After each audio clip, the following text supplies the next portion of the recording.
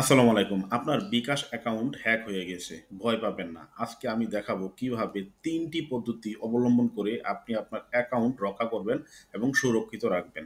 বিকাশ account hack হয়ে গেলে কিন্তু আমরা ভয় পাই। আর ভয় পাওয়ারই কথা। কারণ এটা একটা আমাদের গুরুত্বপূর্ণ অ্যাকাউন্ট। যেখান থেকে আমরা টাকা লেনদেন করতে পারি। তো কি সেই ৩ টি পদ্ধতি?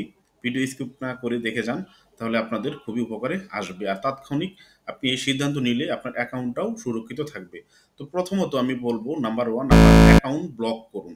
আপনি যদি দেখেন আপনার অ্যাকাউন্টটা হ্যাক হয়ে গেছে কিংবা সঙ্গতি অনেক কিছু দেখতে পাচ্ছেন, সেক্ষেত্রে আপনি আপনার অ্যাকাউন্টটা ব্লক করে দিবেন। অ্যাকাউন্ট কিভাবে ব্লক করবেন? অ্যাকাউন্ট কিন্তু ম্যানুয়ালিও ব্লক করা যায়। ইউএসএসডি কোড *247# এটা ডায়াল করেও আপনি অ্যাকাউন্ট ব্লক করতে পারবেন। আরেকটা কাজ করতে পারবেন, আপনি যদি এইভাবে না পারেন তাহলে সরাসরি আপনি বিকাশের কাস্টমার কেয়ারে ফোন দিবেন। বিকাশের কাস্টমার কেয়ার নাম্বার হচ্ছে 16247।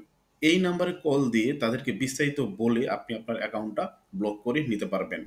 ২ নাম্বার যে কাজটা করবেন, সরাসরি আপনারা 16247 এই কাস্টমার কেয়ারেই ফোন দিবেন। কাস্টমার কেয়ারে ফোন দিয়ে বলবেন যে নাম্বার থেকে কিংবা কোনো অসঙ্গতি যদি দেখতে পান তাহলে ভালো হয়। সঙ্গে, সঙ্গে জানিয়ে দিবেন যে এই নাম্বার থেকে আপনার অ্যাকাউন্টটা হ্যাক করা হইছে, যেন তারা তাড়াতাড়ি অ্যাকশন নিতে পারে। তাদের কাছে আপনার সমস্যা বলার পরপরই তারা অ্যাকশনে যাবে এবং আপনার অ্যাকাউন্টটা সাময়িক স্থগিত করে দিবে। ৩ নাম্বার যে কাজটা হচ্ছে এনআইডি বা পিন রিসেট। আপনি যদি দেখেন আপনার অ্যাকাউন্ট হ্যাক হয়েছে কিংবা অ্যাকাউন্ট থেকে অস্বাভাবিকভাবে টাকা অন্য অ্যাকাউন্টে চলে যাচ্ছে, যেটা আপনি করছেন না অন্য কেউ করছে মনে হয়, তাহলে সাথে, সাথে আপনি পিন রিসেট করে দিবেন। পিন রিসেটটা এমনভাবে করবেন যেন সেই পিন আর কেউ না জানে। তো এইভাবে পিন রিসেট করলে আপনার অ্যাকাউন্ট অবশ্যই সুরক্ষিত থাকবে।